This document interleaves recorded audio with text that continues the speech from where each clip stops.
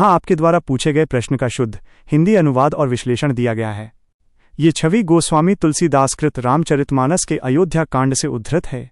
आपने बिल्कुल सही पहचाना है कि इस चौपाई में बिहार तत्कालीन मगध क्षेत्र के प्रति एक नकारात्मक उपमा नेगेटिव एनालॉजी का प्रयोग किया गया है।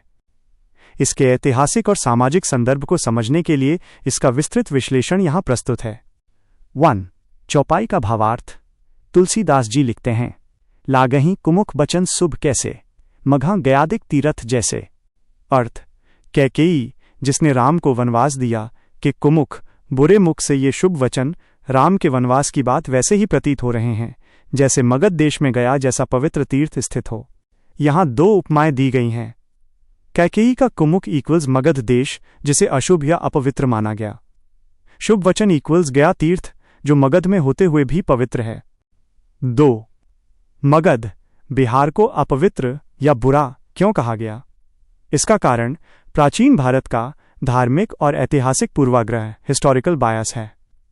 प्राचीन वैदिक और ब्राह्मणवादी परंपराओं में मगध क्षेत्र को धार्मिक दृष्टि से अछूत या म्लेच्छ भूमि माना जाता था।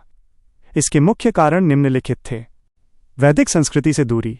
प्राचीन काल में आर्य संस्कृति का केंद्र कुरु और पांचाल पश्चिमी उत्तर प्रदेश और हरियाणा था। मगध इस प्रभाव क्षेत्र से बाहर था और यहाँ स्थानीय जनजातियों की संस्कृति प्रबल थी। बौद्ध और जैन धर्म का केंद्र। मगध वही भूमि है जहाँ भगवान बुद्ध और भगवान महावीर ने अपने धर्म का प्रचार किया। चूंकि ये दोनों मत वैदिक वर्ण व्यवस्था और कर्मकांडों के विरुद्ध थे, इसलिए कट्टर ब्राह्मणवादी ग्रंथों, स्मृतियों और पुराणों में मगध को म्लेच्छों, अपवित्र लोगों की भूमि घोषित कर दिया गया। काशी बनाम मगध की अवधारणा।